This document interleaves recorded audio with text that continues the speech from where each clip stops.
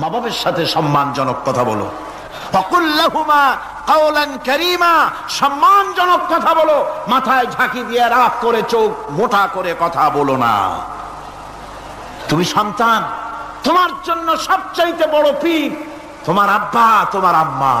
আল্লাহ পাক বলছেন, শোনো, وَقَضَى رَبُّكَ أَلَّا تَعْبُدُوا إِلَّا إِيَّاهُ وَبِالْوَالِدَيْنِ إِحْسَانًا।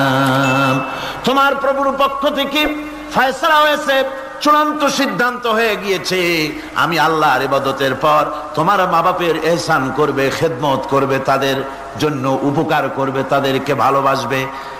আল্লাহ রাব্বুল আলামিন বলেন, মা বাবার সঙ্গে কেমনে কথা বলবে, তাদের সাথে কিভাবে আচরণ করবে, আল্লাহ তাও শিখিয়ে দিয়েছেন।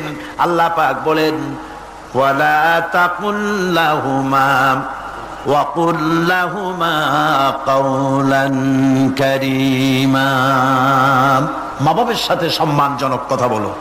ওয়াকুল লাহুমা কাওলান কারীমা, সম্মানজনক কথা বলো, মাথায় ঝাঁকি দিয়ে রাগ করে চোখ মোটা করে কথা বলো না।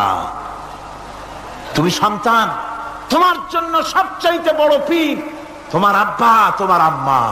ঠিক কিনা কর? ছেলের জন্য, মেয়ের জন্য, সন্তানের জন্য সবচাইতে বড় পীর কে? বাপ মা। এটা ভালো করে মনে রাখতে হবে। আপনার মাওলানা সাহেবদের দোয়া, পীর সাহেবদের দোয়া কবুল হতেও পারে, নাও হতে পারে, 50-50 সম্ভাবনাও আছে, আবার সম্ভাবনা নাই। কিন্তু মা বাবার দোয়া কবুল হবে 100% সিউরিটি রয়েছে। রাসূলুল্লাহ বলেছেন 3 জনের দোয়া কবুল হবে, মুস্তাজাবুদ দাওয়াত। কয়জনের দোয়া কবুল হবে? আল্লাহ রাব্বুল আলামিনের হাবিব বলেন 3 জনের দোয়া কবুল হবে আল্লাহর দরবারে। তার মধ্যে একজন হলেন মাজলুম ব্যক্তি, যে ব্যক্তি অত্যাচারিত, যে ব্যক্তি মুসাফির, প্রবাসী, তার দোয়া কবুল হবে। আর মা বাপ যদি সন্তানের জন্য দোয়া করে, ওই দোয়া আল্লাহ রাব্বুল আলামিনের দরবারে মঞ্জুর হয়ে যায়। আল্লাহ রাব্বুল আলামিন মা বাপ সম্পর্কে বলেন, মা বাবের জন্য আমার কাছে দোয়া করবি বান্দারা, আমার কাছে দোয়া করবি। দোয়াটা আল্লাহ পাক শিখাচ্ছেন, রব্বিরহামহুমা কামা রব্বায়ানি সাগীরা। পড়েন সবাই, রব্বিরহামহুমা কামা রব্বায়ানি সাগীরা। একটু জিকির করেন, লা ইলাহা ইল্লাল্লাহ, লা ইলাহা ইল্লাল্লাহ, লা ইলাহা ইল্লাল্লাহ, লা ইলাহা ইল্লাল্লাহু মুহাম্মাদুর রাসূলুল্লাহ। আমার ভাইরা, আল্লাহ পাক শিখাচ্ছেন, বান্দা তোর মা বাপের জন্য আমার কাছে দোয়া কর। আল্লাহ রব, আয় আমার প্রভু, আমার মা বাপ যেমন ছোটবেলায় আমাকে স্নেহের কোলে লালন পালন করেছে, আয় আমার আল্লাহ তুমি আমার মা বাপকে তোমার রহমতের কোলে লালন পালন করো। আল্লাহ শিখাই দিয়েছেন। আমার ভাইরা, প্রত্যেক নামাজের পরে এই দোয়াটা ভুলে যাবেন না। ভুলে যাবেন? ভুলে যাবেন? আমার ভাইরা, আমার বোনেরা, সবাই প্রত্যেক নামাজের পরে পড়বেন, রব্বিরহামহুমা কামা রব্বায়ানি সাগীরা। এই দোয়া করতে কেউ ভুলে যাবেন না। আল্লাহ রাব্বুল আলামিন বলে, বান্দারে, ওয়াসাইনাল ইনসানা বিওয়ালিদাইহি ইহসানা হামালাতুহু উম্মুহু কুরহা ওয়া ওয়াদাতুহু কুরহা। আল্লাহ পাক বলেন, আমি পৃথিবীর সমস্ত মানব মণ্ডলীকে উপদেশ দিয়েছি, মা বাপকে সম্মান করো, শ্রদ্ধা করো, তাদের উপকার করো। তার কারণ হলো তোমার মা তোমাকে গর্ভে ধারণ করেছে অত্যন্ত কষ্টের সাথে। আল্লাহ বলতেছেন, মা তোমাকে গর্ভ ধারণ করেছে অত্যন্ত কষ্টের সাথে, এরপরে তোমাকে ডেলিভারি করেছেন অত্যন্ত কষ্টের সাথে, তোমাকে ডেলিভারি করেছেন। গভীর রাত্রে মানুষ সব ঘুমায় যায়, গর্ভবতী মা ঘুমাতে পারে না, সন্তান পেটের ভিতরে হাঁটু দিয়া গুতা মেরেছে, পা দিয়া লাথি মেরেছে। মা চরম শীতের রাত্রে, প্রচন্ড শীতের রাতে গায়ের লেপটা সরায় দিয়া মা একবার দাঁড়ায়, আর একবার বসে, একবার দেওয়ালের সাথে হেলান দিয়া দাঁড়ায়, কষ্ট করে রাতটারে কাটায় দেয়। আবার সারাদিন সংসারের জন্য কাজ করেছেন, রান্না বান্না করেছেন মা, সকলকে খাওয়াইয়া মা শেষের দিকে খেতে গেছেন। যখন নিজে খেতে গেলেন, খাবারের ক্ষুধা নিয়ে পেট ক্ষুধা নিয়ে খেতে বসেছেন, পেটের ভিতরে সন্তান লাথি মেরেছে, পেটের মধ্যে ঘুষা মেরেছে, হাঁটু দিয়া গুতা মেরেছে, ভরা পেটে পেটের ভিতরে সন্তান গুতা মারলো হাঁটু দিয়া মাথা দিয়া, মা ক্ষুধা রয়েছে পেটে, খেতে পারলেন না, বেদনা শুরু হয়েছে। খাবারের থালাটা ঠেলে দিয়ে মা দাঁড়ালেন, বসলেন, চোখের পানি ফেললেন। এভাবে করে মা একটা দুইটা দিন নয়, 10টি মাস পর্যন্ত সন্তানটাকে পেটের মধ্যে নিয়ে, একটা জীবিত মানুষ আর একটা জীবিত সন্তান পেটের মধ্যে নিয়ে নড়াচড়া করছেন, চলাফেরা করছেন। কিতাবের মধ্যে এসেছে রাতের বেলায় মা যে ঘুমাতে পারেন না সন্তানের নড়াচড়ার কারণে, রাতভর ইবাদত করলে যত সওয়াব পাওয়া যেত আল্লাহ ওই সওয়াব মায়ের আমলনামায় লিখে দেন।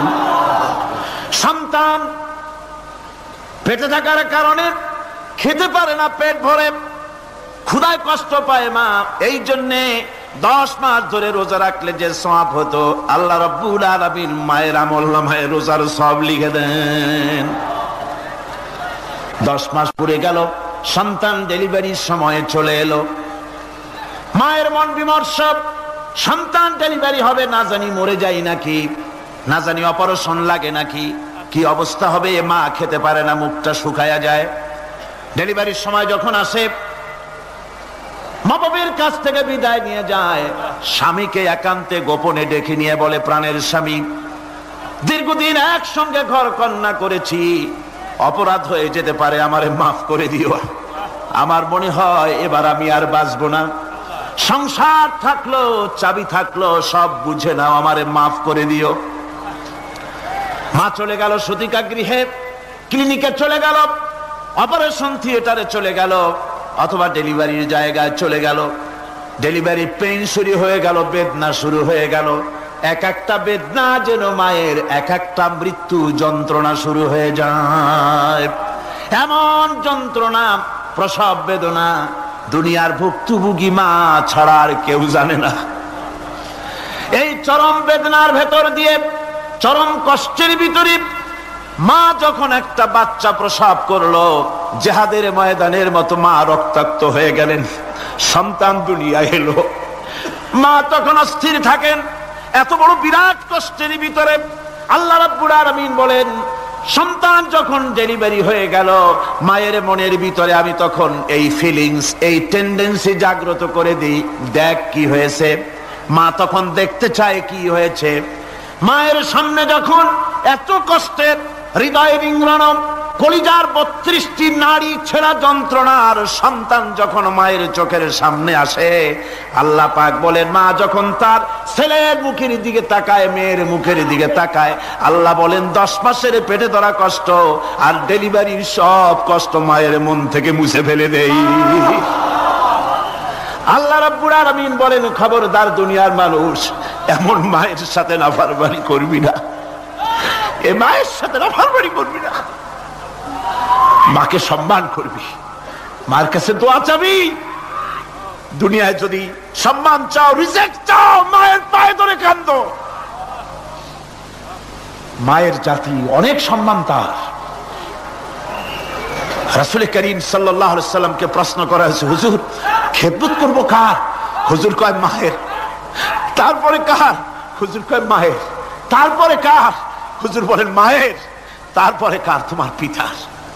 3 গুণ। তোর মায়ের মর্যাদা 3 গুণ বেশি, তোর বাপের চাইতে মর্যাদা বেশি। সুবহানাল্লাহ পড়ে। আর আজকে ইসলামের শত্রুরা তারা বলে যে ইসলাম নারীর অধিকার আদায় করে নাই। নারীর অধিকার ইসলাম দেয় নাই তো কে দিয়েছে? আমার বন্ধুগণ, বিশ্বনবী জনাব মুহাম্মদ রাসূলুল্লাহ সাল্লাল্লাহু আলাইহি ওয়াসাল্লাম মসজিদে নববীর ভিতরে বসে আছেন। এক বৃদ্ধা মহিলা মসজিদের মধ্যে প্রবেশ করলেন। হুজুর বৃদ্ধাকে দেখে দাঁড়ায় গেলেন, বিশ্বনবী বুড়ি মেয়ে লোককে দেখে দাঁড়ায় গেলেন। আল্লাহর নবী বুড়িকে দেখে দাঁড়ালেন। বুড়ি যখন কাছে এলেন, আল্লাহর নবী নিজের গায়ের চাদর বুড়ির জন্য বিছায়া দিলেন। বুড়ি বসলেন। এরপরে কথাবার্তা সারার পর বুড়ি যখন বিদায় হবেন, হুজুর আবার দাঁড়ালেন, বুড়ি মহিলা চলে গেলেন। সাহাবায়ে কেরাম বলেন, ইয়া রাসূলুল্লাহ, কিছুই বুঝলাম না, একজন বৃদ্ধা মহিলার জন্য বিশ্ব নবী দাঁড়ান আর গায়ের চাদর বিছান, আমরা বড় আশ্চর্য হয়ে গেলাম। নবীজি বলেন, ও আমার সাহাবীরা, তোমরা জানো না এই মহিলাকে চিনতে পারো নাই? আমি আমার মায়ের দুধ আমার জীবনে কিসমতে তেমন হয় নাই, আমি আমার মায়ের দুধ তেমন কিসমতে পাই নাই। যার বুকে দুধ খেয়ে, যার কোলে কাখে চড়ে আমি বড় হয়েছি, আমার সেই দুধ মা, ইনি হযরতে হালিমাতুস সাদিয়া, আমার সেই দুধ মা।